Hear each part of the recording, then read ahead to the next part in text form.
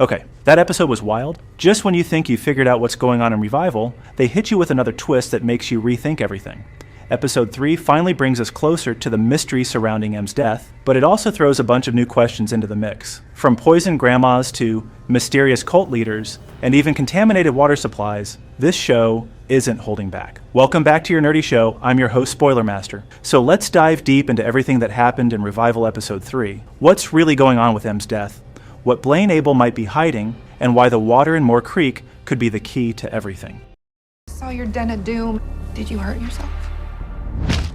M's death, a sister's worst nightmare. We start off right where we left off, with Dana obsessively trying to uncover the truth behind M's mysterious death. You can really feel Dana's frustration. She's desperate for answers, but every new piece of information only adds more confusion. So here's what we know. M didn't think she killed herself. She was clear about that. And now, thanks to her best friend Kay, we get a bombshell. Apparently, M stole drugs the night she died. Yep, you heard that right. Kay claims they were at the Czech house the last time they hung out before Revival Day. Now, if you thought the Czechs were just small-town weirdos selling folk art, think again. They're also slinging pills on the side. According to Kay, M went upstairs to use the bathroom, but came back having stolen a whole bag of pills. And get this, Kay believes that the Czechs followed M after she bolted and killed her that night. That's a whole new level of dangerous. Dana's shaken by this, like her sister stealing from drug dealers. That just didn't sound like the M she knew. But maybe that's the point. Dana is slowly realizing that there were whole sides to M she never got to see. And that realization is probably the most painful part.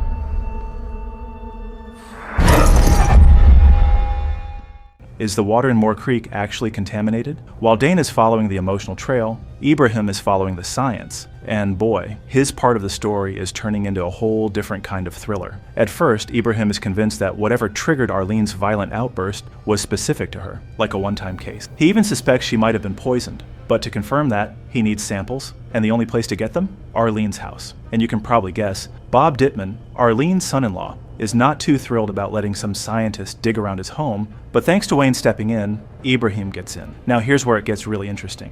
As Ibrahim walks through the house, he notices shackles, actual shackles, in Arlene's room. That's how Bob and Terry were restraining her. But that's not even the most disturbing part. On the side table, a bottle of mercuric chloride. Yep, mercury-based poison. Bob flips out and throws them out of the house, but not before Ibrahim manages to swipe the bottle. Back at the sheriff's station, the governor arrives and immediately clocks that Sheriff Wayne and Mayor Dillish are not on the same page. Wayne's pushing for a full lockdown of the town. The mayor's more hesitant. She doesn't want people panicking. And here comes Ibrahim with a twist. The mercury in Arlene's system didn't come from the water. He now thinks Bob poisoned her intentionally because he was sick of his wife, Terry, constantly prioritizing her mother. The theory? The poison is what triggered Arlene's psychosis. Not Revival Day itself. It's a compelling argument. But even Ibrahim can't ignore that it might not be the whole truth, because as the episode wraps up, there's a growing suggestion that the town's water, specifically Moore Creek, might actually be contaminated. And if that's true, it could mean that whatever brought the revivers back wasn't just a one-off incident. It might be something affecting the entire community. A woman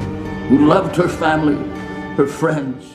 Arlene goes full horror movie mode. Okay, let's talk about the most shocking moment of the episode, the funeral. Just when everyone thinks they can finally say goodbye to Terry, Arlene, yes, the woman who was shot and possibly burned alive, walks right into the church like it's no big deal. Naturally, everyone loses it. Bob tries to stop her, but in a moment that literally made jaws drop, Arlene snaps his neck like it's nothing, just pure brute force. Wayne shoots her, but of course that doesn't stop her. Revivers don't go down that easily. Arlene crawls into the casket and starts stroking her daughter's face. It's disturbing. It's sad. It's weirdly touching. And then Blaine Abel shows up. Yep, him again. He starts chanting, sprinkling gasoline, and lights the whole thing on fire, and Wayne just lets it happen. It's clear that even the sheriff is starting to lose control. And here's the scary part. Blaine knew exactly what to do. He wasn't surprised. He wasn't scared. He was prepared, like he'd done it before. But here's the kicker. We don't actually see Arlene die in that fire. And knowing how this show works, we might not have seen the last of her. And lay hands on the beast, and through my anointed hand.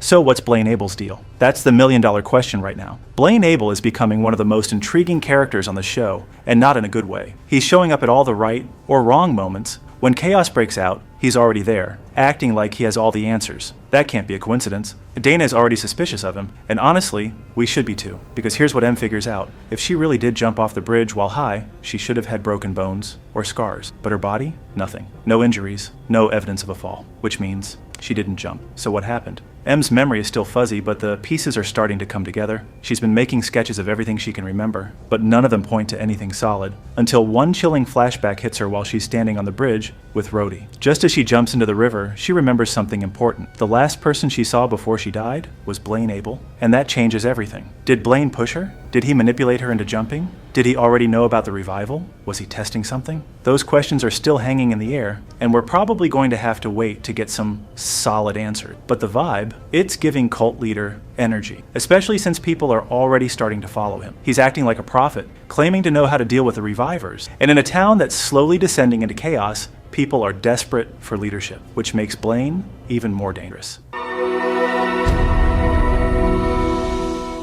M and Rodie, something real in the middle of the crazy. Let's take a moment to talk about one of the softer, more emotional parts of this episode, M and Rodie. In a world where nothing makes sense, their connection feels surprisingly grounded. Rodie listens. He gets it. He's been through it. And most importantly, he doesn't treat M like a ticking time bomb. When M shares the physical and emotional pain she's endured all her life due to her condition, Rodie doesn't pity her. He just understands. That moment where she says she feels most alive, now that she's dead, that was heartbreak. But also kind of beautiful. There's something freeing about her new existence, even if it comes with a terrifying mystery. And their little daredevil moment, jumping off the bridge, turns into something way deeper. It unlocks a memory for M that could be the key to solving her murder. This might sound cheesy, but Rodie might just be the one helping her piece herself back together, literally and emotionally. At your house, your brother said there was going to be more than one dead Cypress. So, what are we left with after episode 3? By the time the credits roll, one thing's crystal clear. We've got way more questions than answers. But honestly, that's kind of what makes Revival so hard to stop watching. Let's break it down real quick. First off, it's looking more and more certain that M didn't kill herself. Whatever happened to her that night, it wasn't a suicide. Then there's the checks. Kay's story about M stealing drugs from their house. If it's true, that could have easily gotten her killed. And if they did go after her, that opens a whole new can of worm. And let's not forget Blaine Abel. Now we know he was the last person M saw before she died. That's not just a coincidence, right? He's popping up way too often to not be involved somehow. On top of all that, Ibrahim's theory about the water not being a factor might not hold up, because signs are pointing to contamination in Moore Creek.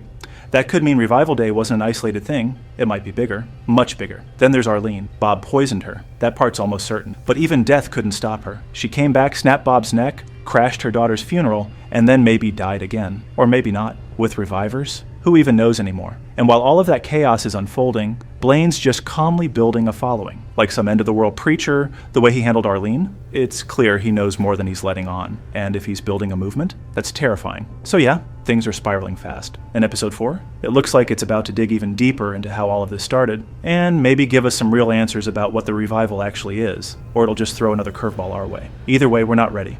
About her like she's dead, but she's very much alive. Our nerdy thoughts. So what do you think? Did Blaine have something to do with M's death? Is he just some religious nut job taking advantage of the chaos? Or does he actually know how the revival works? And what about the water? Is that really the cause of all this? Or just another red herring? Let me know your theories in the comments, because if there's one thing Revival does well, it's keeping us guessing. Episode 4 can't come soon enough.